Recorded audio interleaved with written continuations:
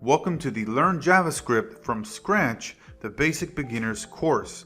In this course, you're going to learn modern JavaScript programming fundamentals and how to build web apps and a full portfolio website. This course is for complete beginners, and even those that already have some experience, you're still going to pick up new techniques, new tips, new tricks, new ways of going about things that you previously were unaware of. So let's go ahead and jump into what exactly we're going to cover in each particular section. So in section 1, this is going to be the course introduction.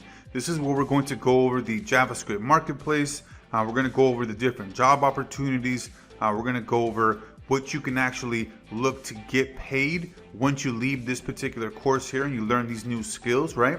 You're going to find out some key numbers, some key metrics here that give you an understanding of just how much of in demand the actual JavaScript developers are. So then in section 2, we're going to walk through the intro to JavaScript, the history and the environment. So we're going to walk through the VS Code and extensions. We're going to walk through browser development tools in the JS console, common console errors. We're going to walk through the intro to terminal. We're going to walk through also a quick crash course on GitHub, very important here. And then online resources such as the W3 Schools, WebDocs, Stack Overflow, and a bunch of other resources that you can use within this course. And then we're going to walk through a coding challenge and then a coding challenge solution. And then in section 3, we're going to walk through the coding basics. So we're going to walk through the execution context object, single multi-line coding, variable, hosting, declaration, and assignment. We're going to walk through operators, operator precedents, and then we're going to have a coding challenge as well as a solution.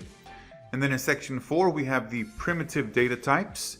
We're going to walk through string manipulation, number manipulation, known undefined, the Boolean logic and control flow, and then a bunch of various types of statements. So we have the if, else statements, the switch statements, and then we have finally a code challenge with a code solution. And then in section 5, we're going to go over the advanced data types.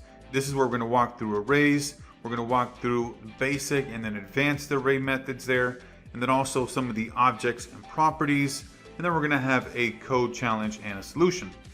Then we have the loops here in section 6. We're going to walk through for and while loops, break and continue, and then a quick little code challenge and solution. And then in section 7, we have the beginner function syntax, the function expressions, and then the arrow functions. Then we have the scope, closure, callbacks, and then a quick code challenge and a code solution. And then in section 8, we have the advanced function syntax, where we go through various methods as far as the map, filter, reduce. So I'm excited for you to join us, and I look forward to seeing you on the inside.